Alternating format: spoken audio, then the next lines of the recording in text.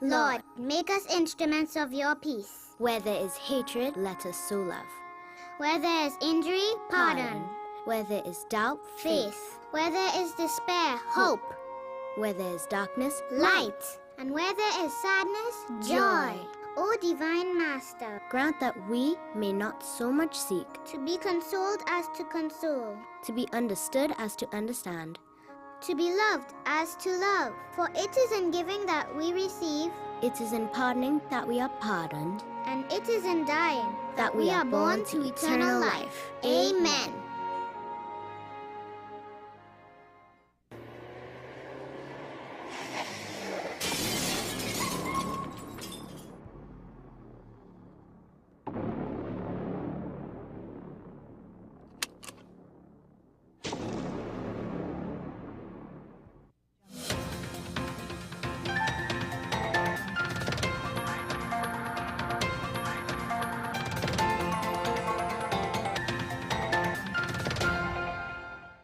Here is your WESN News on the Hour. I'm Naomi Magnish. Thanks for joining us. Here are the headlines. PARIA recovers 75% of phishing scam funds. Health Ministry eyes vaping laws as trend rises among teens. Police seize guns, drugs in nationwide crackdown. And internationally, Greenland's future sparks tensions between Denmark and Trump. Now for the details. PARIA Fuel Trading Company has recovered 75% of $1.3 million lost in a phishing scam through a court settlement. The funds diverted to a U.S. account in 2022 were retrieved after legal proceedings revealed other parties were also defrauded. During a Public Accounts Committee session, PARIA officials confirmed an internal investigation led to stricter policies and monthly staff training on cyber fraud. However, committee members raised concerns over accountability, with one member questioning why the employee who approved the payment faced no sanctions beyond re-education. The remaining funds are unlikely to be recovered. Police fraud squad investigations are ongoing. The Ministry of Health is gathering data and increasing education efforts in schools as it considers legislation to regulate vaping. Minister Terence Dayal Singh revealed the plans during a parliamentary committee meeting, highlighting concerns over vaping's popularity among teenagers. Dayal Singh emphasized that while no decision has been made to ban e-cigarettes, the data collected will guide future amendments to the Tobacco Act. Chief Medical Officer Dr. Roshan Parasram noted vaping's emerging cardiovascular risks, but said long-term effects remain unclear. Committee Chairman Paul Richards urged proactive action, citing other countries' bans and the alarming rise of vaping among school children. In the same session, Dayal Singh discussed the ongoing talks with fast food chains to promote healthier options, emphasizing the need for personal responsibility in healthy eating. Police operations over January 13th and 14th led to several arrests and the seizure of firearms, ammunition, and over $1.7 million worth of marijuana. In Chaguanas, a routine traffic stop uncovered 11.76 kilograms of marijuana in a vehicle. Meanwhile, in Tobago, officers seized a pistol, ammunition, and cannabis, arresting 3 men. Other raids in Tunapuna, St. James, and Arima resulted in multiple arrests, the discovery of tampered vehicles and cannabis plants. Investigations into all incidents are ongoing. Internationally, Denmark's Prime Minister Mette Frederiksen has reaffirmed Greenland's right to self-determination after U.S. President-elect Donald Trump revived interest in acquiring the Arctic territory. In a 45-minute phone call, Frederiksen told Trump that Greenland, which is an autonomous Danish territory, is not for sale, echoing statements from Greenland's Prime Minister Mute Egede. Trump, who proposed buying Greenland during his presidency in 2019, has not publicly responded but shared a poll suggesting Greenlanders favor independence from Denmark. Meanwhile, Frederiksen is holding emergency meetings with business leaders and politicians as Trump's threats of tariffs on Denmark heighten economic concerns. Greenland's government remains open to dialogue with the U.S., but opposition figures in Denmark have criticized Frederiksen for appearing to cede Danish sovereignty. The situation continues to escalate as Greenland's future remains a contentious issue. Well, that's news to the hour on WESN. I'm Naomi Macnish. Thanks for watching.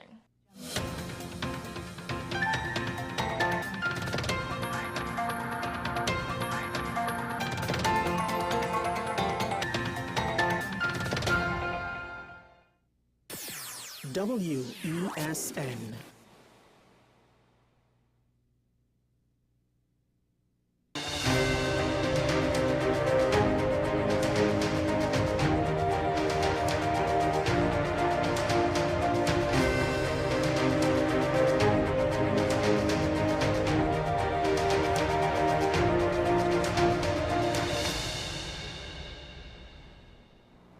Hello there, and welcome to AM Prime on WESN Content Capsule. I'm Keaton Shaw. Thank you very much for joining us this morning. Well, a lot has been happening in the political climate of Trinidad and Tobago. I don't think I need to remind you of everything. But one of the major stories of this week, at least in my opinion, is the fact that the Congress of the People has a new political leader.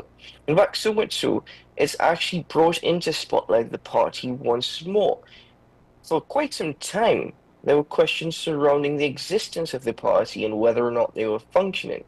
Well, it seems as though following the elections that took place on Saturday, even prior to that election, that vote that took place from the National Council meeting and the appointment of Prakash Ramada, there is new life, there's rebirth within the party, and the conflict and drama associated with the functioning of a political party. This morning, I welcome to the program the new political leader and someone who has held that position before, Mr. Prakash Ramada. Good morning, sir, and welcome to the program.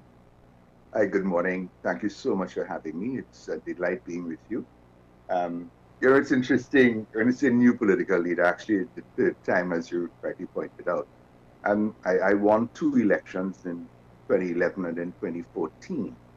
And this time, of course, in very terrible circumstances where the party, in my view, had been in its last days. I was called back into service for a party I would like to consider that I co-parented, and I couldn't allow it to fall, to die. And in a way, those troublemakers who attempted to prevent me returning as political leader give it the kind of, attention that I think the nation required to show that even when things are very bad and odds are against you, you can do good and important things if your heart is good. And that is what has happened. And on Saturday, I was so delighted that we were able to get a national council, which they were not able to achieve for over 4 years. And fortunately, we got over 94% of the vote of that national council.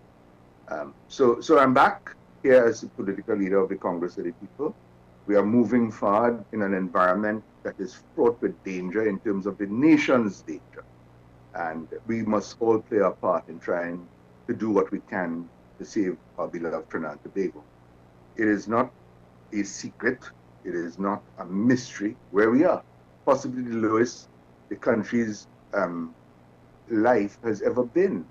We seem to be surrounded not by any good news, but every single day of very bad news on every sphere.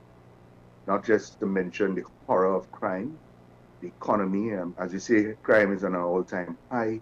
The economy is at an all-time low. We have no food security, no energy security.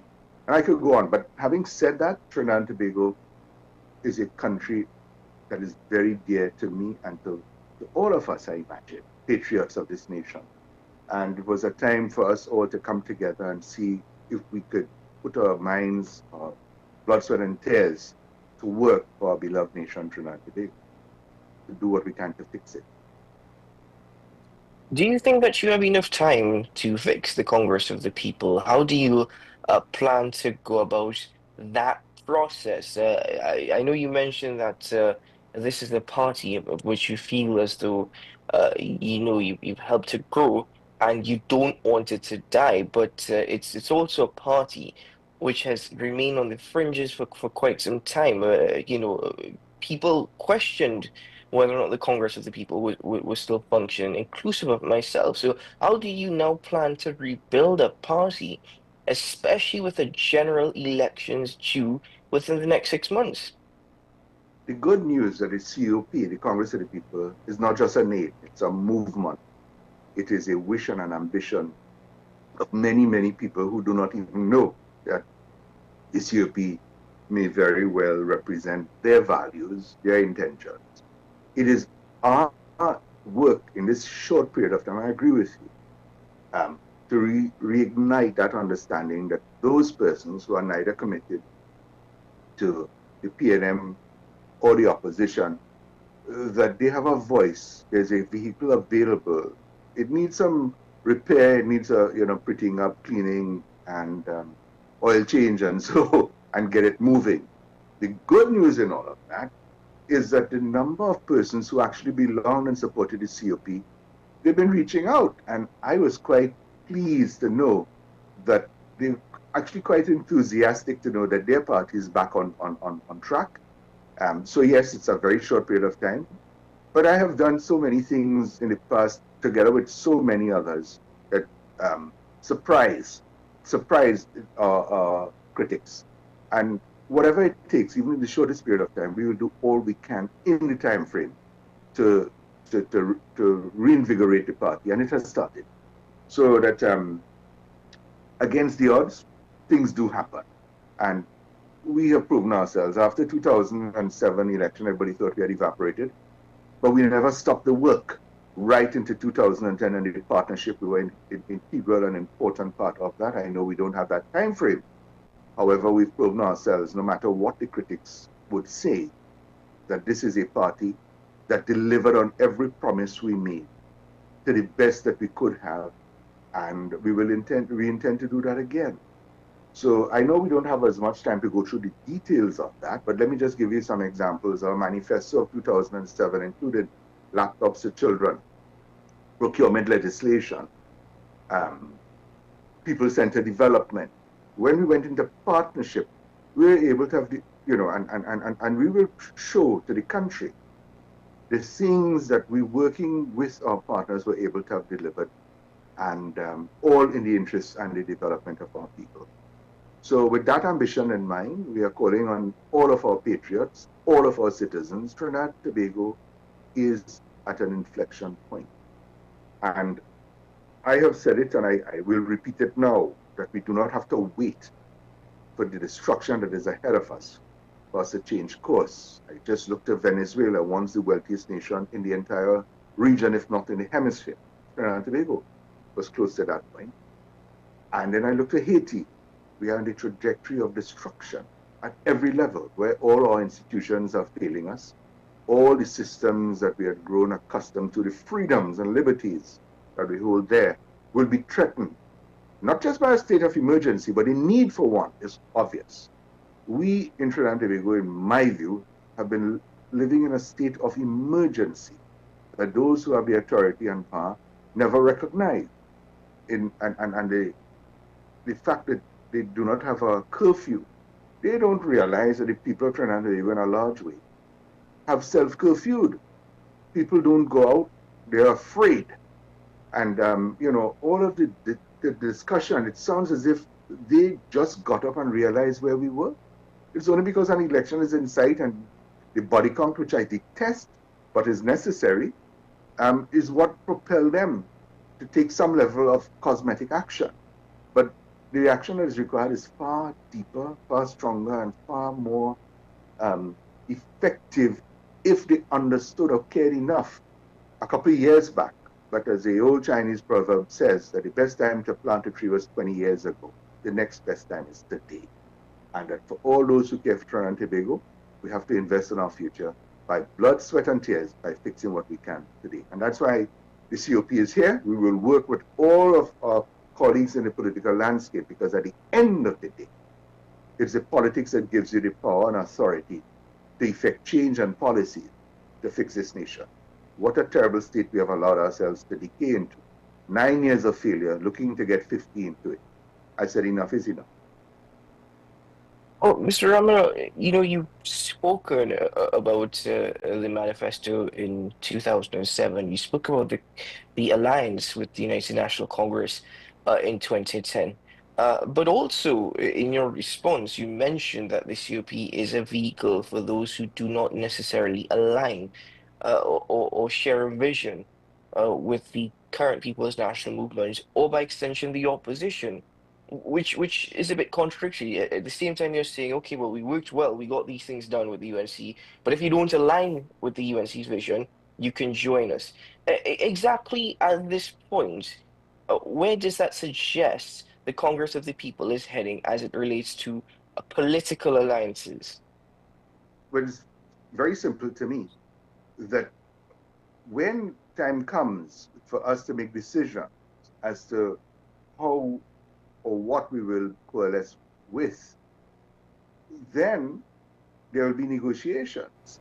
And to be fair, the United National Congress, in terms of its policies and so, in a large part reflects an openness for democracy. When you look at the history of that party, they had introduced freedom of information and a host of constitutional rights to the people. So when I say that it's not a question of not aligning with the values, it's about people may not be comfortable with certain parties. The Congress of the People is that middle ground, and that we have proven ourselves over time to live to our word, and that of course we intend to work with whatever other parties are available against the PNM, because the equation is very, very clear. When you walk alone, you fail in this country in terms of the politics. Any division equal PNM. And we must work with others. And the dominant opposition party is that party that we must work with. And how we do things is what matters. Everybody talk about, coming together. I believe the Congress of the People, and I use the analogy, is not a sticker.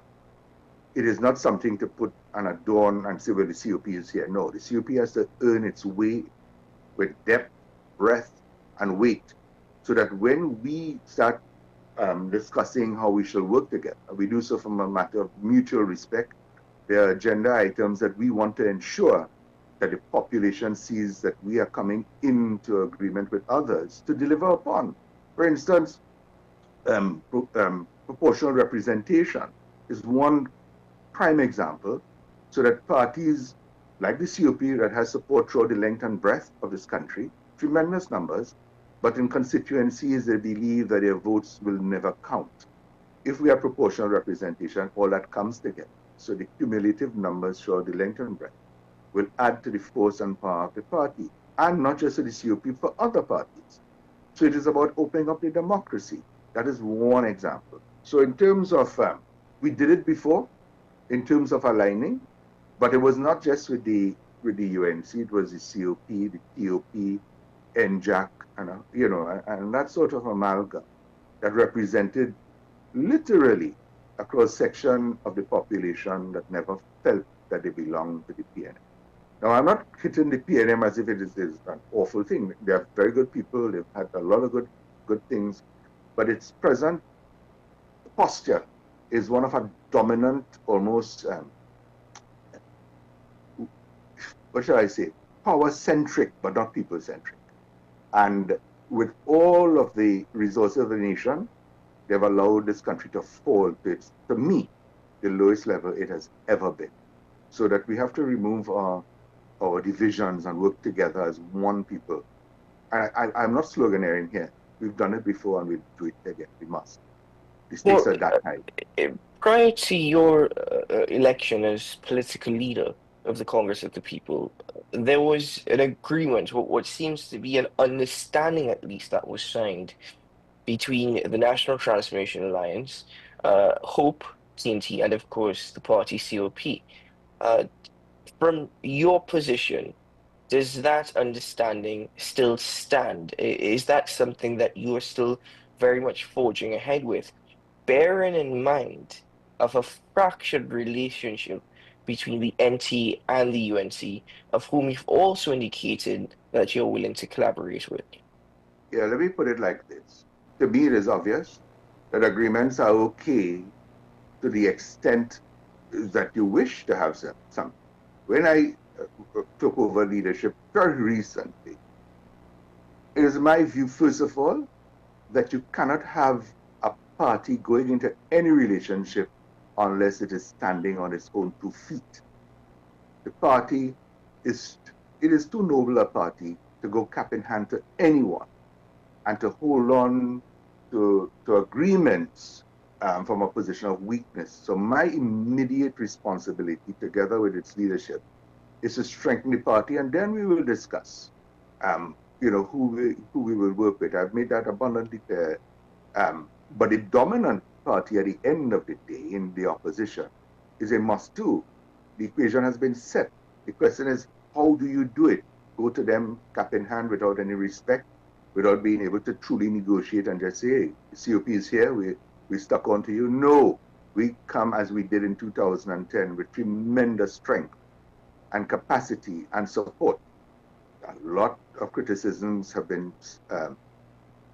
put onto the COP, and I think we need to clear up a lot of what was real in terms of earned criticism and then the propaganda that dominated most of the politics and continue to do that today. So But back to Mr. your Ramos, question. sorry to interject, Yeah, but again, yeah, bearing in mind that there isn't a lot of time, this is a balancing I know. act.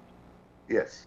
And we have to be able to do more than one thing at a time. See, if you just focus on one aspect, then you're out of balance. So that I know the challenge is great, but the commitment is even greater than that. The need is even greater than the challenge is. So that whatever it takes, and I always believe that God helps those who help themselves. The COP will help itself as we proceed. I agree with you. I wish we had more time to do it, but sometimes when you have more time, you have a lax approach. We have a very disciplined approach moving forward. Coming back to the COP, there is conflict in respect to the internal democracy of the party and Yeah. the internal workings of the party.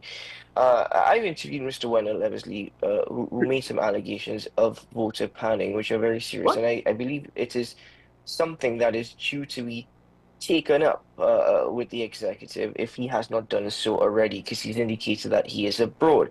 But in the immediate term, how do you respond to such allegations? And in respect to the internal democracy, if there are any arguments in respect to the internal party politics, does that not augur well for external support? There are some people you have to ask, what is their ambition? What is their motive? This is a man who was a deputy political leader whose portfolio, I understood, was on field operations. The party had not been constitutionalized for years. They were not even able to hold a national council meeting as required by the constitution every 3 months. Suddenly, he has become the protector of the constitution when he allowed the party to fall in the worst possible way. When others have come in, like myself and others, to help, all he has gone out there to do is to try and destroy the ambition of those who support the movement of the Congress of the People. I'm surprised. First I'm hearing about anything about panic. Really, if that suggestion has been made, we shall have to deal with that frontally. Everyone who voted at the National Council were legitimate persons who would have held office on the holdover procedure because the party itself allowed its constitution to fail, he being an integral part of it. So he's abroad. Well, let him come and let him make his allegations, and we shall deal with him frontally. Because I am not here about obstructionists, I'm here about progress. And you ask the question, what did you do? And if it is that we shall have to challenge him publicly in any forum, then he shall have some serious questions to answer, not just to make allegations out into the wilderness, and it falls on ears that we may want to believe that. The truth is the truth, and we believe in that. So I'm unafraid of any confrontation he may wish to have other than to just be making noise out there. I could understand his hurt. He was removed as the sole deputy political leader, and I was put in as the deputy political leader. Mr. Sennett resigned.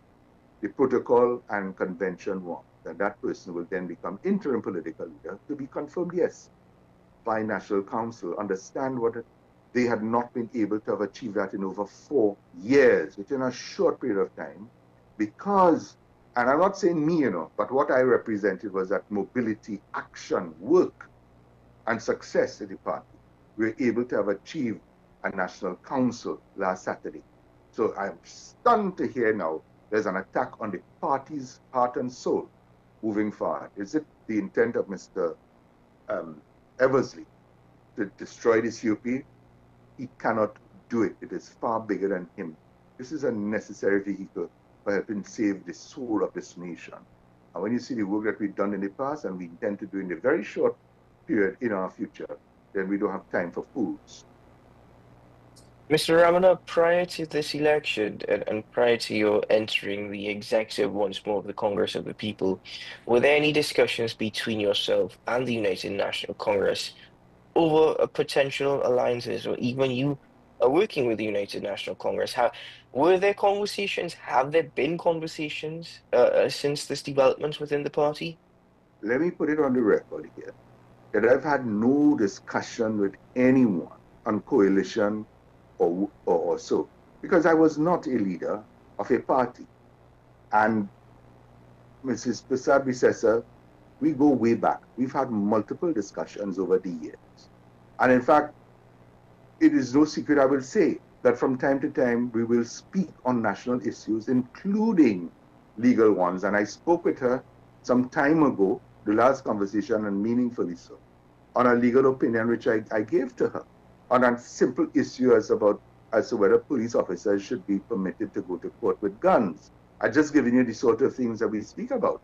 And we have a really good relationship over the many years, but a professional and respectful one. So I've had no discussion with coalition. How could I have possibly done that when I was not, the leader or even involved actively in politics? I had dedicated my life to my private practice, and I say private, doing public cases to the help of many, many citizens against the injustices of the society.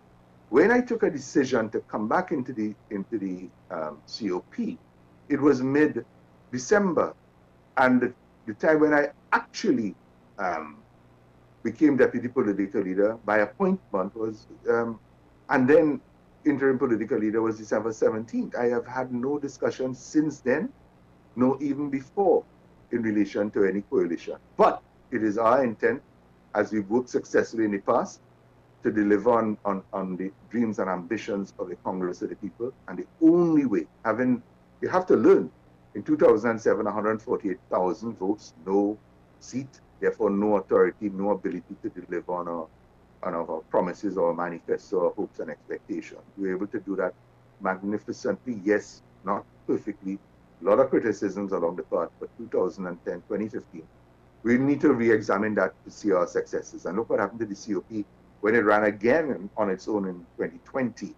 I'm embarrassed to call the number, and I will not do so. The number of votes, sorry. Yes. Mr. Ramana, in relation to that, all the very best in your leadership of the Congress of the People. There are clearly internal issues to be sorted out, and we hope that that is done. But with not a lot of time left before general election is due, all the very best to the party, and all the very best in your rebuilding efforts. I appreciate you. I appreciate your station, and I look forward to further engagement. And with all voices like yours, the media is crucially important now to ferret out the falsehood from the truth. And the COP is all about transparency and integrity. It is. So God bless. Thank you very, very much. Thank you very much, sir. All the very best to you. Thank you. Ladies and gentlemen, let's just take a break here on AM Prime. We will return shortly to continue this morning's edition of the program. Stay with us.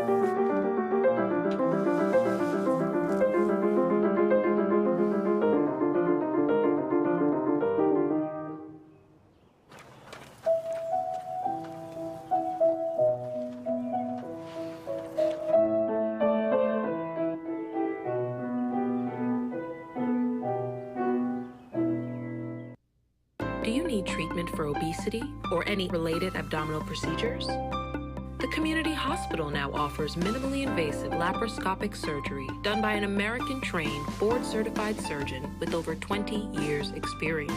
Give us a call at 235-5479 for more information. The Community Hospital of Seventh-day Adventist, where good private health care is affordable.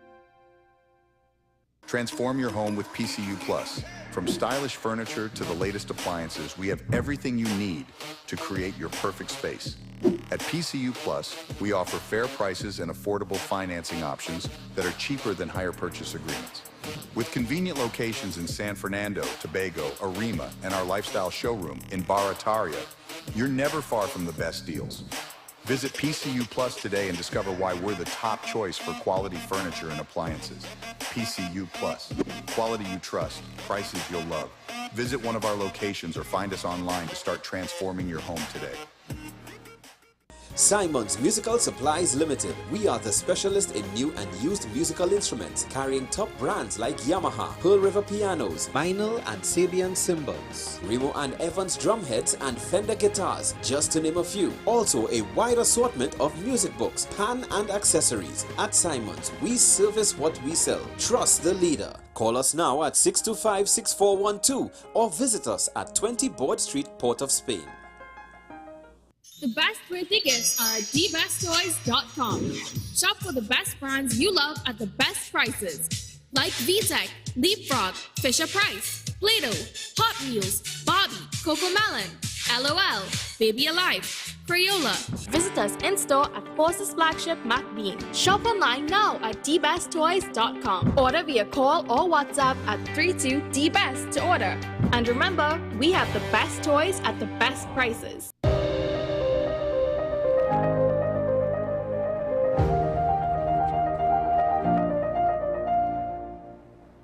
Welcome back to the program, ladies and gentlemen. Thanks for being with us this morning. Yesterday, Naomi McNish and I had a conversation with Mr. David Abdullah, the political leader of the MSG, in respect to the party's decision not to contest the 2025 general elections.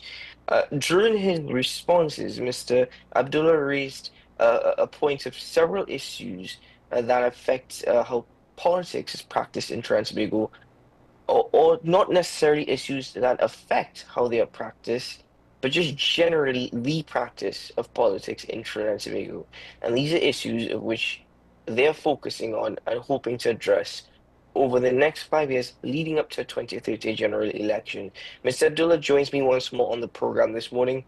Welcome, Max. Welcome to part 2 of yesterday's conversation. Mr. Abdullah, are you with us?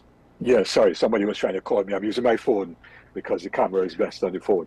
And somebody was trying to call me, I'm not sure, so I had to decline the call. But when the call comes through, it interferes with the Zoom link. My apologies. No worries at all. Good morning to you, Keita, and morning to all who have tuned in. And thanks for having me back again. Appreciate it. Indeed. But as you were speaking about some of these issues yesterday, of which you included an issue which has been on the table for quite some time, and that is even in respect to campaign finance reform. It's a conversation of which seems to pop up conveniently. It popped up before the local government elections that were held 2 years ago.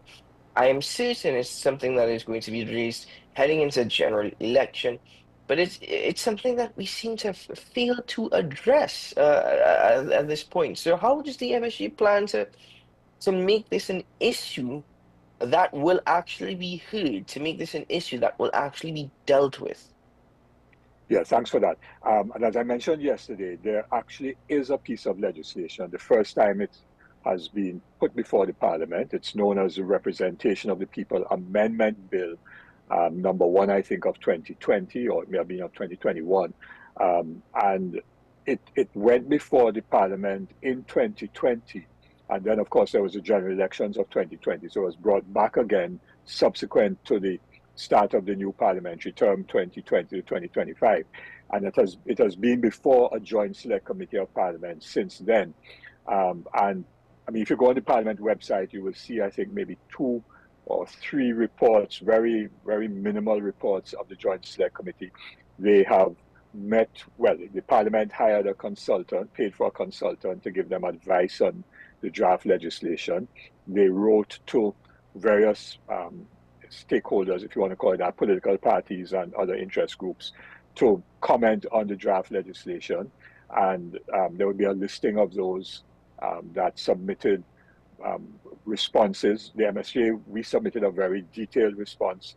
I think it was in December of 2021, and again, or very early January of 2022. And we submitted an additional comment a few weeks after that. We support the legislation, but neither the PNM, interestingly, you see the PNM and UNC function in Parliament as government and opposition. So they will meet in the Joint Select Committee, and they would put forward positions on behalf of the party, I suppose. But the country doesn't know what those positions are. So they don't submit formally any proposals to the Joint Select Committee as a party, separate from them functioning as government and opposition. So we don't know really what their thinking is until it comes out in a parliamentary debate. And as we know, parliamentary debate. The chair of that committee is Mrs. Camille Robinson-Regis. And quite frankly, they don't care about the legislation. The PNM will claim that they brought legislation to the parliament for the first time and claim that as some kind of positive development. But putting a piece of legislation before the parliament as a bill without it ever seeing the light of day is virtually nothing. And we have publicly called on many occasions for the parliament to get off its backside, both opposition and government, in that Joint Select Committee and complete the process. I mean, we, for example, have not been invited to appear before the Joint Select Committee to defend our recommendations or explain our recommendations and suggestions with respect to amendments. And so the work really is not going on because they don't care, because both parties know that they have two sets of books. Yes, they talk about transparency, but if you're not transparent in how you deal before you get into government, then you're not going to be transparent when you get into government. They have two sets of books. One would be the normal day-to-day operational expenses of the party, and the second one would deal with money comes in for the political campaign, and that money is never accounted for. We never know how much is spent or how much is received and who contributes the money and in what quantum, and so there is really no level playing field, because as one businessman once told me, David, you'll get money once business people see you being successful. But that's, of course, a chicken and an egg situation. You first have to get money to be successful, given the culture of the politics, right? So that is one key issue that has to be addressed if we want a level playing field. The recommendation, for example, is to have a certain amount of money coming from the state to political parties on the basis of the results that they may have achieved in previous elections, so that all parties will get some funding. The second element would be things like not having advertisement by government ministries in the lead up to elections, equal airtime for political parties contesting, a number of very important things. And of course, ensuring that parties account for all the monies received, a public register of contributions over a certain amount. I can't remember what the amount was, maybe $10,000 or something like that. So everybody could see who gave more than $10,000. It'd be publicly registered. That certain firms contributing over a certain amount would be prevented from tendering for government contracts within, like 6 months before or 6 months after general elections. Important reforms that will certainly ensure that there's a level playing field. So that is one, and the other one, of course, is constitutional reform. But let's discuss this first one, and then we could come to constitutional reform afterwards. Yeah. No. Coming to what you said political culture. The culture for politics in Transvago. And the thing is that you've also spoken about the structure as it currently exists.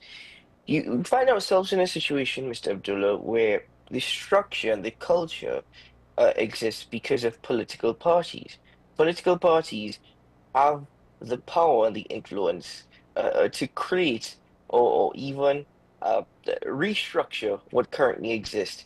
If that is the case, how do you go about actually getting meaningful change?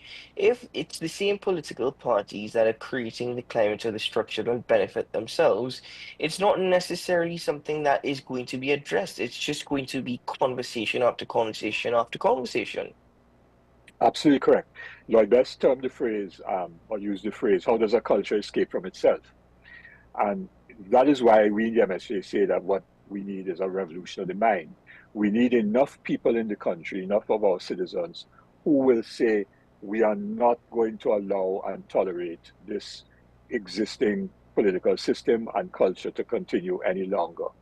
That requires, to get to that point, requires a lot of political education. It requires a lot of discussion, mobilization, involvement of people so that people see clearly a way forward out of the dead end that we are in.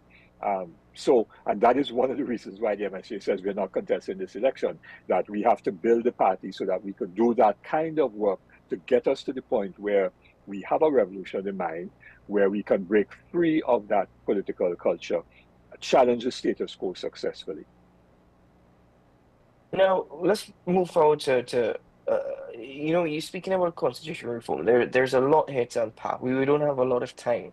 But before we even get to constitutional reform, does there need to be a reform in how party politics is practiced and how we tend to practice this politics beyond an election? It's going to be difficult to do so because you can't tell a party how to operate, but surely there isn't a level playing field that currently exists.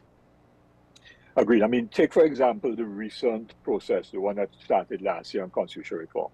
So the government set up the National Advisory Committee on Constitutional Reform, number of notable citizens, many of whom, or most of whom, or all of whom I know, and so on. And they've had many consultations across the country. I know that some of our MSA members went to at least one.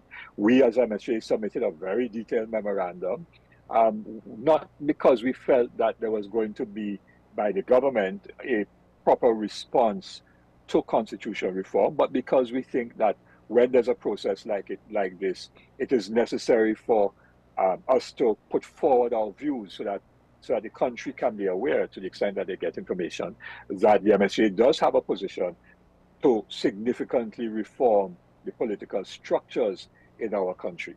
So what happened? The Prime Minister announced grandly that after the committee submitted its report, there would be major national consultations. Remember that? That statement? What has happened? The committee reported, I think, in June or July of last year. 6 months have elapsed and not a single consultation. And obviously, even if there is a consultation this year, there's going to be no time in the existing parliamentary term for there to be any discussion on a draft bill to, constitutional amendment bill. So that's going to go nowhere.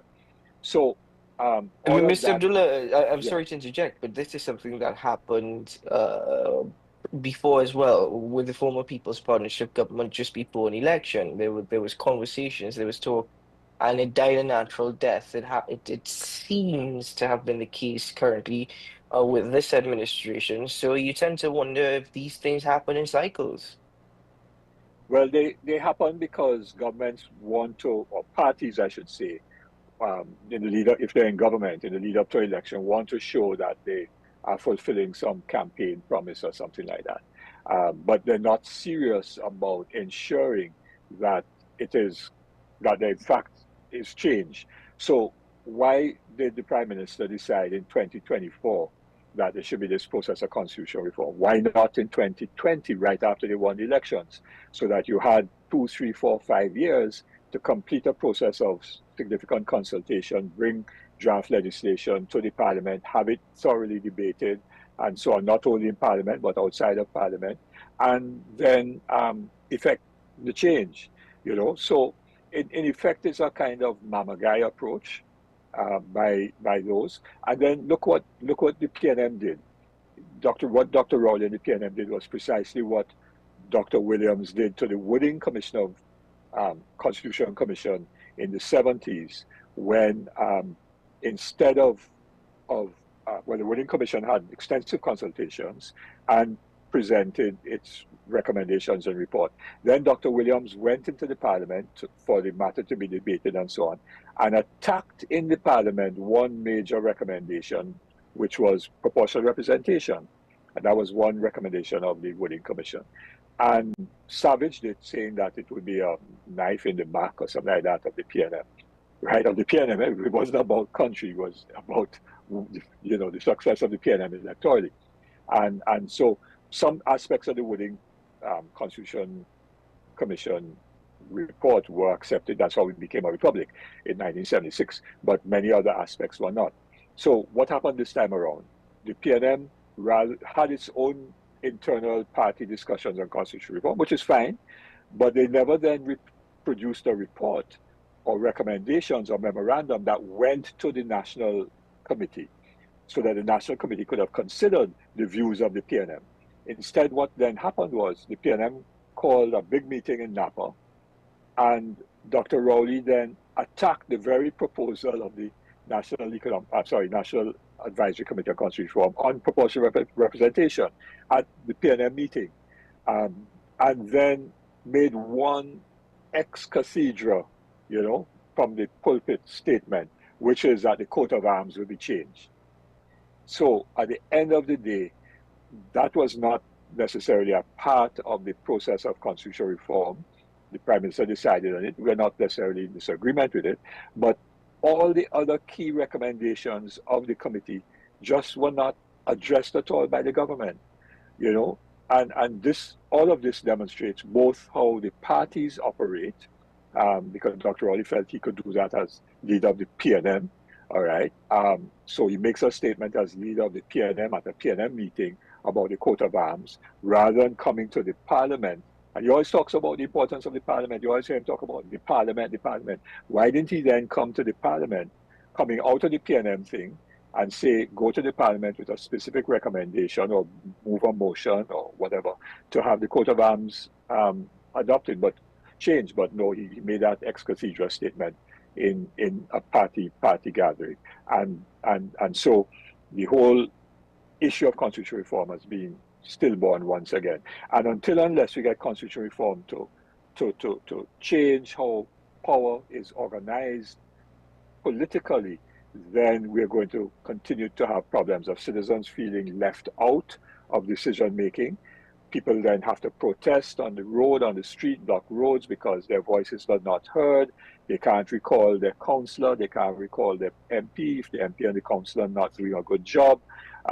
They have no input to how the budget is shaped. What are the priorities in the budget? None of that involves the citizens, and therefore we need to have fundamental change, including the issue of proportional representation. We propose a mixed system of 41 members of parliament elected currently as they are on the basis of first past the post constituency, geographical constituencies, and then to have an additional number of members of parliament elected by proportional representation. So if, like using the example of the COP in 2007, they got, 140,000 votes, but no seats. The COP ought to have gotten, if we had proportional representation, some seats in parliament, maybe not on the basis of constituencies, first past the post, but on the basis of the number of votes that they got. And therefore, nobody would be excluded or feel that their vote was wasted. I think I made that point to you the other morning. They wouldn't feel that their vote was wasted. And so people could vote for a party knowing that even though that party does not win seats constituency-wide, they can win seats in the parliament on the basis of votes that are cast. And therefore, we ensure that all the interests and voices in the society can be or have the opportunity to be represented in the parliament. Mr. Abdullah, the MSU wants to address these things. They want to change these things. They can't necessarily do that on the outside. This is something that has to be done internally. But the argument is we're not running in 2025 for a number of reasons, inclusive of an unlevel playing field when it comes to our politics. again, it seems to be a catch-21 when it comes to this, because you can't deal with it unless you're in it, but you can't get in it because of how the system is currently. Yeah. Has the MSA considered the possibility, as has other political parties, working with others, forming an alliance, being a part of any coalition, heading into this general election to at least have a foot in the door? We all know what happened in 2010, Yes. but what happened in 2020 is mostly irrelevant in 2025. The nature and the landscape of Trinidad and Tobago has changed since. So, has the MSG even considered that possibility? Yes, we looked at all the options, including whether we should join in an alliance with anyone, a coalition, call it what you wish. But we did not think that we should do that at this point in time, and hence our decision that we would sit the elections out completely. I think that a lot is going to happen after the 2025 general elections, one way or the other. There's going to be significant fallout for either one of the PNM or the UNC. There's going to be significant fallout. And depending on the outcome of the elections, I think there's also going to be considerations being made by the other parties that are going to be contesting either in a coalition or alliance or on their own. So that I also think that the population, the citizens of this country, are going to become increasingly aware that the status quo needs to be changed. And so, as I've said yesterday, we really had to take one step backwards in order to take two steps forward. Yes. If we had gone into an alliance or coalition, which I'm sure would have been possible with others, and we have talked to other people. There's some, informally we have had talks with other people last year and so on. Not with everybody, but with some.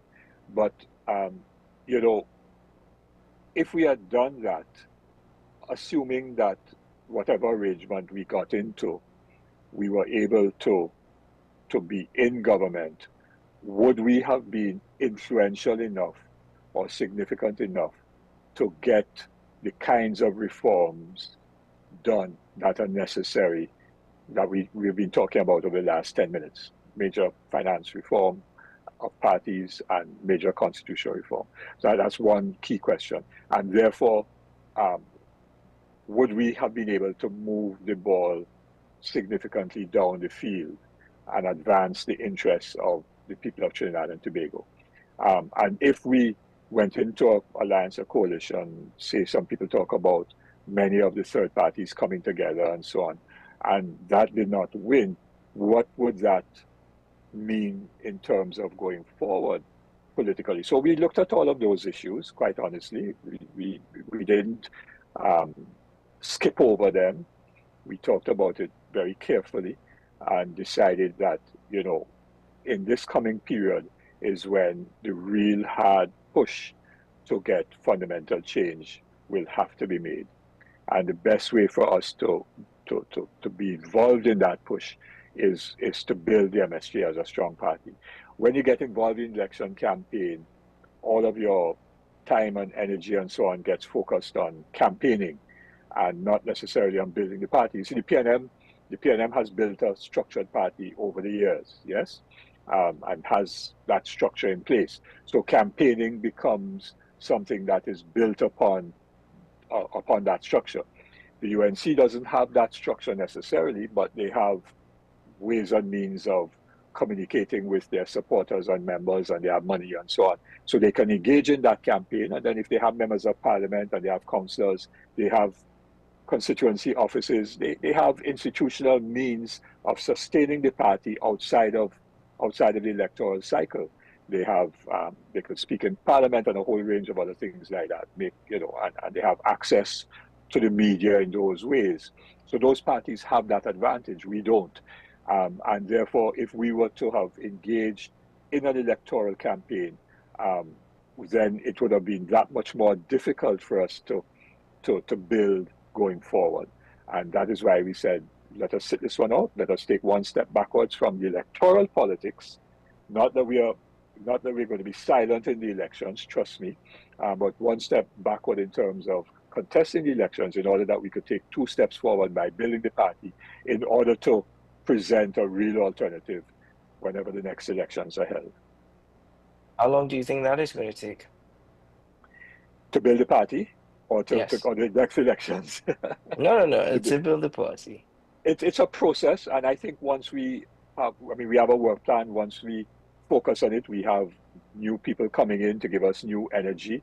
And that was one of the things that impacted upon the MSG. I didn't mention that. I mentioned what happened in 2019 with the local government elections. But a lot of our key activists were employed in Petrochin, yes, and are no longer employed and have to battle daily life to survive. They're still very committed to the party. But their ability to do the work on the ground obviously is less possible, given the fact that they have to do things now just to survive and put food on the table, pay their bills, pay their mortgage, send their children to school, and so on. And many of our other members who are not employed in Petrochin also have that difficulty. So one of the things that we are focused on is having new people coming in, not to replace the existing ones, but new people with more energy. Some of our very strong activists are also older. So 15 years ago, they may have been 60, now they're 75, or they were 65, now they're 80, very committed, very strong, people very conscious, but obviously less able. We have lost some key people too by death. Tragically, we have had one of our candidates in 2019 was murdered. We've had other people who have died of natural causes. So, those things happen, and therefore the party needs to regenerate, and that is what we are doing now. So with new people adding to those who we have had over the years, we can do the work that is necessary. And I think in 2 years' time, you're going to see the MSJ being in a very, very positive and strong position in this country. Tell you what, Mr. Abdullah, as is with the past and going forward, there is always a platform available to yourself, to members of the MSG, and of course to everyone in Trinidad on AM Prime. It's always available. I appreciate the fact that we can have these discussions, and I'll tell you what, you've taken an approach which I can appreciate as well, which is a sense of honesty and not trying to move away from the issues or necessarily make a number of excuses, but rather say, listen, plain and simple, we do need to focus on building the party, and these are issues we hope to address. So I could appreciate that. Question is, if in 5 years' time the same thing happens, does it then become excuses? But we have 5 years for that, so we have 5 years. We have 5 years. We have to do that assessment well before the 5 years keeps us. So yes. And who knows? In 5 years' time, we may have had a very good succession planning within the MSG, and we'll have some young, very articulate, conscious people who will be leading the party, not necessarily myself. Who knows? Let us see what happens there too, because that's one of the things that we also have to address as we regenerate and strengthen going forward. Who knows? Keaton might very well be very active on the front line, not in the media, but in party politics. Keaton still has to get accustomed to the 6 o'clock shift, so let's get over that first. All right. Thank you very much for having me. Mr. Abdullah, thank you very much for this morning. Thank you. I appreciate it. Take care. Ladies and gentlemen, we take a break on the program and return. We had a conversation with Sule Joseph yesterday. He's the host of Psych, a colleague of ours at WESN, over an event that is taking place later today at the National Academy for Performing Arts. So very important information that we saw fit to show you that once more to get more information, of course. So stay tuned to the program. We'll get into that when we return.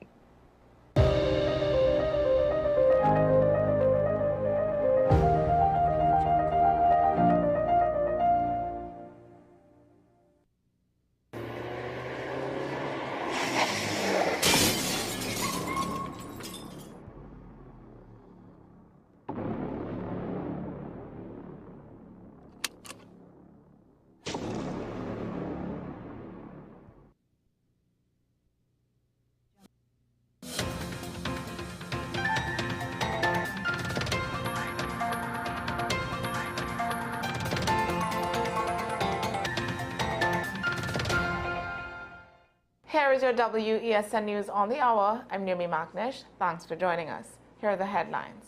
PARIA recovers 75% of phishing scam funds. Health Ministry eyes vaping laws as trend rises among teens. Police seize guns, drugs in nationwide crackdown. And internationally, Greenland's future sparks tensions between Denmark and Trump. Now for the details. PARIA Fuel Trading Company has recovered 75% of $1.3 million lost in a phishing scam through a court settlement. The funds diverted to a U.S. account in 2022 were retrieved after legal proceedings revealed other parties were also defrauded. During a Public Accounts Committee session, PARIA officials confirmed an internal investigation led to stricter policies and monthly staff training on cyber fraud. However, committee members raised concerns over accountability, with one member questioning why the employee who approved the payment faced no sanctions beyond re-education. The remaining funds are unlikely to be recovered. Police fraud squad investigations are ongoing. The Ministry of Health is gathering data and increasing education efforts in schools as it considers legislation to regulate vaping. Minister Terence Dayal Singh revealed the plans during a parliamentary committee meeting, highlighting concerns over vaping's popularity among teenagers. Dayal Singh emphasized that while no decision has been made to ban e-cigarettes, the data collected will guide future amendments to the Tobacco Act. Chief Medical Officer Dr. Roshan Parasram noted vaping's emerging cardiovascular risks, but said long-term effects remain unclear. Committee Chairman Paul Richards urged proactive action, citing other countries' bans and the alarming rise of vaping among school children. In the same session, Dayal Singh discussed the ongoing talks with fast food chains to promote healthier options, emphasizing the need for personal responsibility in healthy eating. Police operations over January 13th and 14th led to several arrests and the seizure of firearms, ammunition, and over $1.7 million worth of marijuana. In Chaguanas, a routine traffic stop uncovered 11.76 kilograms of marijuana in a vehicle. Meanwhile, in Tobago, officers seized a pistol, ammunition, and cannabis, arresting 3 men. Other raids in Tunapuna, St. James, and Arima resulted in multiple arrests, the discovery of tampered vehicles and cannabis plants. Investigations into all incidents ongoing. Internationally, Denmark's Prime Minister Mette Frederiksen has reaffirmed Greenland's right to self-determination after U.S. President-elect Donald Trump revived interest in acquiring the Arctic territory. In a 45-minute phone call, Frederiksen told Trump that Greenland, which is an autonomous Danish territory, is not for sale, echoing statements from Greenland's Prime Minister Mute Egede. Trump, who proposed buying Greenland during his presidency in 2019, has not publicly responded but shared a poll suggesting Greenlanders favor independence from Denmark. Meanwhile, Frederiksen is holding emergency meetings with business leaders and politicians as Trump's threats of tariffs on Denmark heighten economic concerns. Greenland's government remains open to dialogue with the U.S., but opposition figures in Denmark have criticized Frederiksen for appearing to cede Danish sovereignty. The situation continues to escalate as Greenland's future remains a contentious issue. Well, that's news to the hour on WESN. I'm Naomi Macnish. Thanks for watching.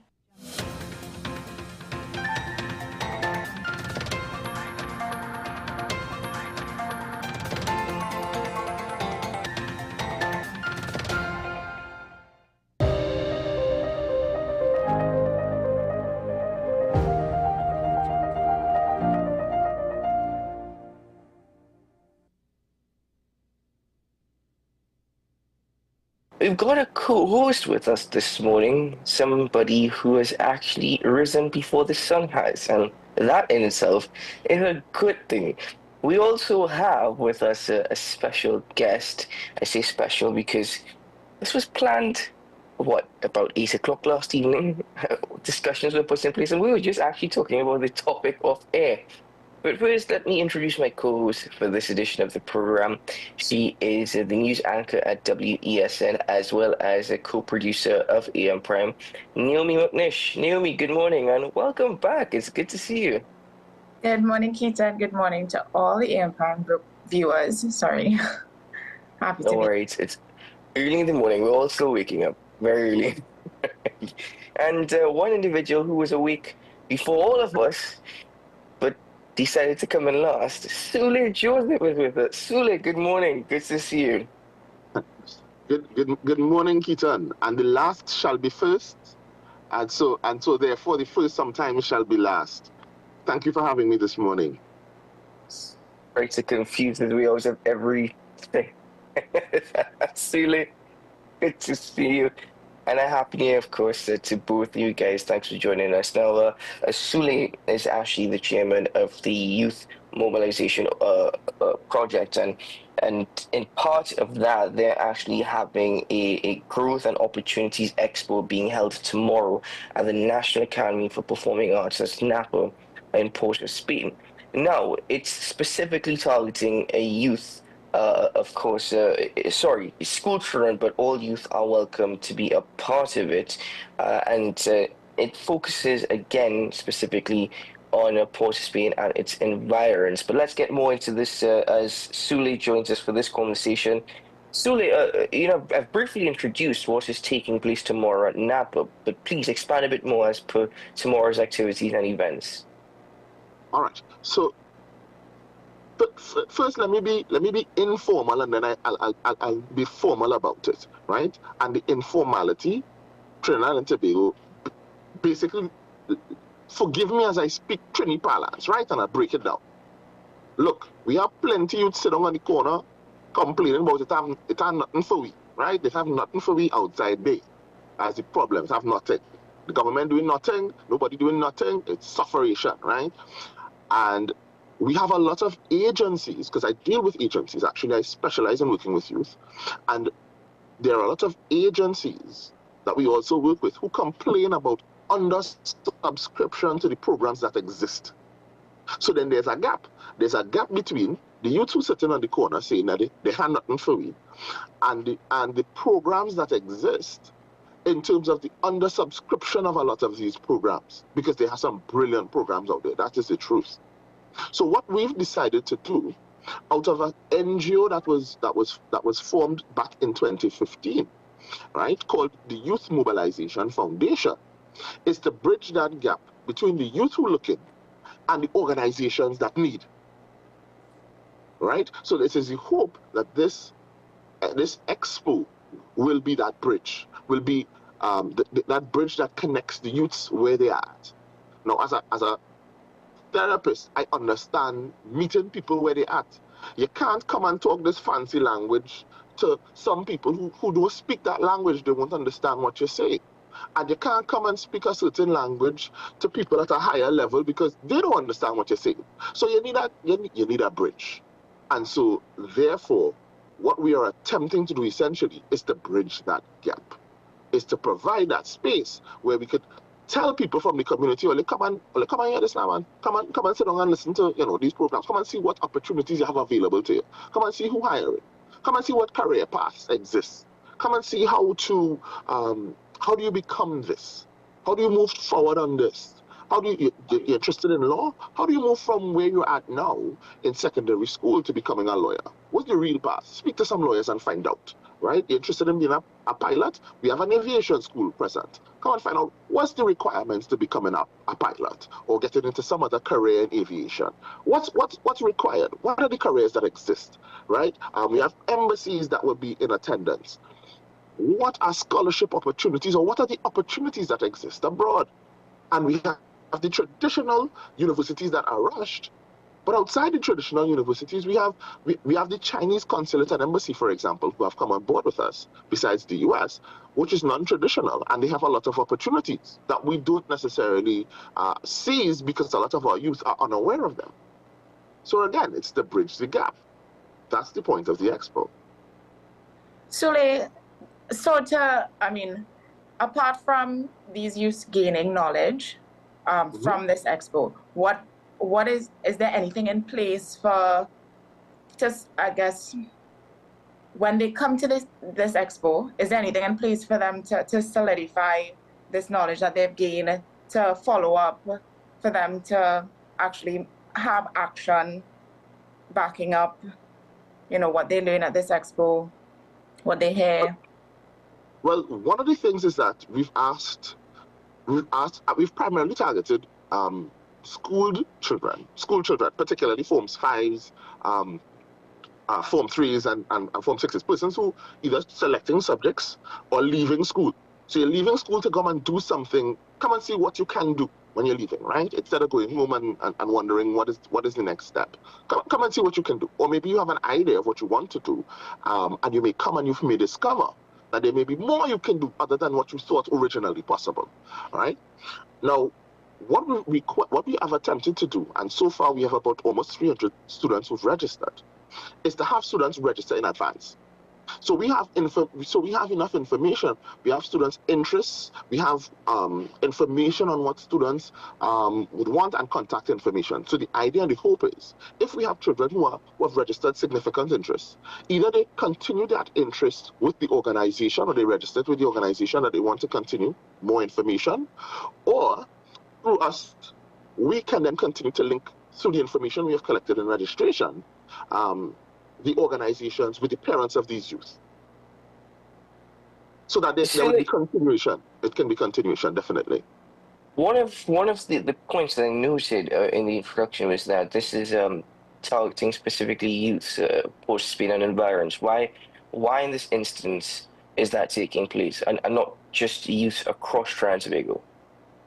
Well, we're not barring youth from across Trinidad and Tobago from attending, but one of these things, a couple of things. One is that our NGO is registered in Port of Spain and environs, and seeing that this is the inaugural event, of course we decided to do it. That's part of why we decided to do it in Port of Spain, the area where we have registered the NGO, right? But moreover, what drove some of this is the current state of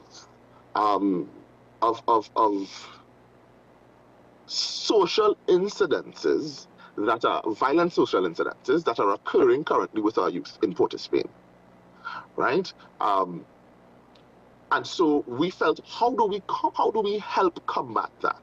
How do we help address that? We're currently in a state of SOE, right? And so how do we help in that situation? And what we do at youth mobilization is that the idea is we address youth. We find out from youth, we have conversations and come up with solutions. And so the conversations that we had, listen, the issue we having is that we not have it, right? Essentially was the conversation that we were told. We not have it, youths not have it, all right? And for persons, and for the layman who doesn't understand that, essentially we're saying, listen, we don't have opportunities, we don't have things available. And when they started to talk about what are some of the things that they wanted, we said, well, these are things that exist. So the idea is for some of these youth who we have had communications with, who are currently or may be involved, or know persons who may be involved in illicit activity because they feel as though there's nothing else left for them, is to provide options. This is what is available to meet the need, to bridge the gap. All right, this is what's available. We have a lot of, we primarily targeted Form 5s actually, and we're saying when you leave school, what we found is that we have a lot of youth who leave school and feel as though there's nothing else for them, and we want to show them that there is more. So when this crop leaves, which should be soon, you have CXC, which should be starting in a couple of months. After they're finished, when they leave school, they at least should have an idea of these opportunities that are available to them, and not feel as though it's hopeless, and not feel as though the only option available to them is some sort of illicit activity. So this is our contribution, at least to try to address that. And we've reached out to the MPs for Port of Spain North and South. That's the Honourable Stuart Young and the Honourable Keith Scotland. And we received immeasurable support. They've jumped on board, instantaneously. As soon as we started to explain what we wanted to do and why, they jumped on board one time. So they're very much a part of this, of course. Those two MPs, Keith Scotland and Stuart Young. Yes. So there's a part of the program where students will be allowed to actually interact with their members of parliament and to speak and ask questions. to take photos as well. So they will be allowed to maybe even offer suggestions. Maybe say, listen, the national security, this is what really happening here. This is what's going on with the youth. This is what we're thinking. Maybe if you try and so, and so. You know what I mean? It allows the youths to have a voice and to connect with leadership as well. Again, we're bridging the gap. The idea is to do that, right? To provide all of this experience and so on, and bridge the gap between youth and leadership, youth, and the programs that are available. The event itself sounds extremely promising, but are there plans, or would it be possible for this event to become an annual thing?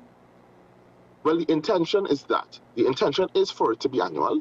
But of course, one step at a time, baby steps. We're trying to ensure the success of this one first. And then, of course, the sky's the limit subsequently. If, depending on the success of this one, perhaps we don't stop at Port of Spain. Perhaps then we need to look at another area where we go into the community, try to connect with the representatives for that area, and seek support. Right, and I will say that Port of Spain has been very supportive. Even the mayor has come on board.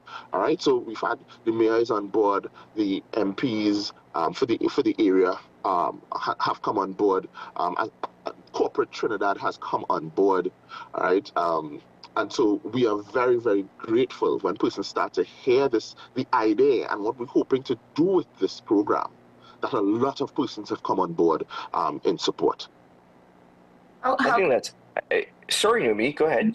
No, I just wanted to know, I wasn't sure if this was said, my apologies, but how can one register for the event, to be a part of the event or to attend the event? So you can so you can go on to social media, all right, Facebook, Instagram, I believe, as well. Just look for Youth Mobilization Foundation, and there should be all the information there on registering. And if that is difficult, for whatever reason you can't, there are some numbers persons could call. All right, there are some numbers persons could call for more information, or to register or to find out further information. Those numbers are 621. 3987, so 621-3987, or 623-8413. That number again, 623-8413. All right. And so we're trying to make it easy for you guys because there's social media available. You can call in. So if you can't log into social media, you can call in, and if you have no money on your phone, you're going to have to try and do something about that, because there are options and there are opportunities that are available, of course. But still, I'm taking a look at the flyer right now. I'm reading the tenets of tomorrow's planned event. Getting to meet the MPs and have discussions with them. As you would have mentioned, there are embassies that would be present as well. Various educational institutes from Trinidad will be there. And you get to connect with top mentors in the industry as well. So, Sulia, this is actually, in the globalized world that we live in now, people talk about the importance of networking. This is one of the first steps that these young people will have in the art of networking, getting to meet other youth, getting to meet industry mentors. This is also an opportunity for them to gain some knowledge and some practice in networking as well. Yes, definitely. It's a foot in the door. One of the complaints that youth have all the time, well, two of the complaints. One is that all organizations ask them for experience, and they just left school, so they have no experience. And the other complaint is that they don't know anybody. All right, so they say, listen, we don't know anybody. Like who we talking to for job application? Where job applications coming out? And the funny thing is, we live in a time where there's social media, where there's actually more access to information, and yet still youth feel more disconnected from corporate Trinidad than ever before, which is strange. Yeah, because for the rest of us, before social media became such a huge thing, you'd find out about jobs in the papers, right? Or you'd go around and ask questions, you'd go to organizations. And I think we've moved away from that. And once the information is not directly in the sphere or the circle of youth, they feel it does not exist, and there's none, right? So, you're right. A big opportunity here is to network and grow their circles so that they can inform themselves about opportunities and what exists outside there. Now, Sule, as we're nearing the end of this conversation, again, thanks very much for joining us, and thank you very much for being very much at the forefront of organizing this particular event. It is taking place tomorrow at Napa. Yes. What time is it taking place from? And again, admission is free to all those who are tagging along. Right. So yes, it's tomorrow. It's tomorrow. Please go. That's Friday the 17th at Napa. For the people who don't know when Napa is, it's right to the bottom of the savannah. Right to the bottom of the savannah, people. That's Napa, the Performing Arts Center. There's a formal ceremony that's closed. Students have been invited from all the schools in Port of Spain, and have registered and so on. So there's a official ceremony part that starts from 11:30 to 12:10, right? Just about 45 minutes. And those students will initially, that's the 300 or so odd students, will initially go through all of the booths that would be present. We have about 16 or 17 providers confirmed. They would go through the various booths, and at 2:30 we open to the public. So at 2:30, every and anybody, you're welcome to come and if persons are asking why this initiative is targeted for persons between the ages of 12 to 25, even if you are over the age and you just want information, or you feel as though perhaps you are looking to change a career or something, come down. Come and participate. Come and get the information. I am certain it will impact and assist someone. All right, I'm certain of that. So come. It's free. All that we ask though is that remember the persons. This is Napa, so we just ask people to be mindful of how you dress entering Napa. All right, you don't have to come and shoot and tie and be fancy, but let's just be mindful of the space. So dress appropriately. There'll be children around and so on as well. So let's dress appropriately, covered. Oh, dress as though you are in a workplace. Dress as though this is you actually heading in for your very first job. You know. Well, I don't know. I know soon exactly what you're gonna say. There may be persons who make something that they don't have, you're not working and you don't have a job and so on. So I understand that, but what we're asking is for persons to be mindful that it's a job, it's a career and job fair kind of thing. So be mindful of that when you come in to dress for the space, right? You want support, you want to get through, you want a GT, okay, no problem. Then you had to dress like you want a GT, all right? So but come through, don't let dress be the thing stopping you. Long pants, a t-shirt if you have that, a shirt if you have that, a polo, just something respectful and please come. It's free. Indeed, Sule, thank you very much for joining us on the program this morning, and thank you very much for being, as I said, at the forefront of organizing this event. Congratulations, of course, and all the very best to tomorrow.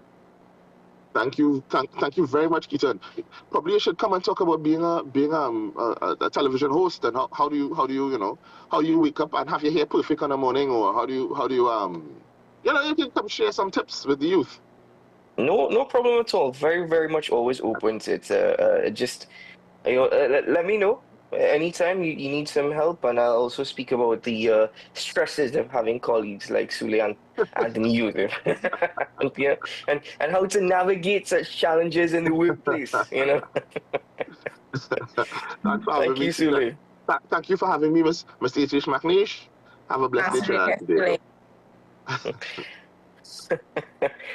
This is very interesting what is taking place tomorrow, ladies and gentlemen, and I'm very happy to know that it has received overwhelming support here from the business community, from educational institutions, from embassies, and of course from MP Stuart Young and Keith Scotland, who are very much a part of this and very much supporting this. They will be present tomorrow, and of course, as Sule mentioned, there will be a small opening ceremony. Small in the sense that it's just about 40 minutes in length of time, but there will be opportunities to speak to these MPs as well. So very much good for that. And of course, I'm going to share with you the numbers very quickly once more. You can go on social media the Youth Mobilization Foundation. Youth Mobilization Foundation. You can look it up on social media, get more information there. And if you'd like to call, it's 621-3987. That's 621-3987 or 623-8413. 623-8413. And please attend tomorrow. It's taking place from 11:30 a.m. to 5 p.m. It's open to the public, though, from 3 p.m. to 5 p.m. at Napa. So, ladies and gentlemen, excellent ways, of course. This has been fun for me, too. I have my two colleagues. We're very, very close to WSN, so, of course, it's very good to see my two colleagues bright and early on a morning.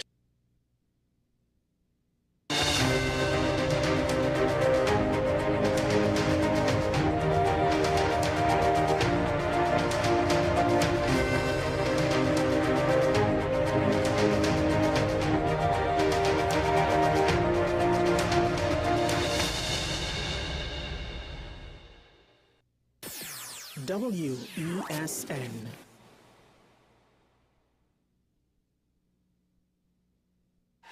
FanZone, your reliable, authentic supplier, has just gotten better. You can now visit our website www.fanzonett.com for your authentic wear and collectibles. The only place where you can use both your Visa debit and credit cards. Visit our website fanzonett.com to make your purchase today.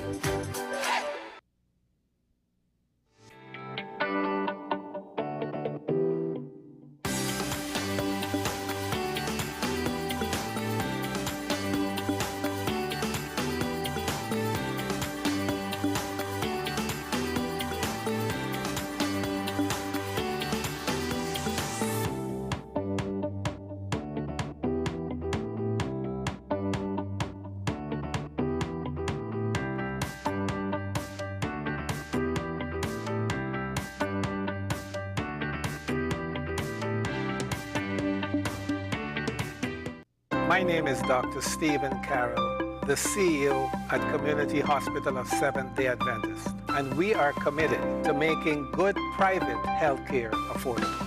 For all your medical needs, including dental, radiology, laparoscopy, behavioral and mental health, along with many other services, contact us for more information at 235-5479. Community Hospital of Seventh-day Adventist, where good private health care is affordable.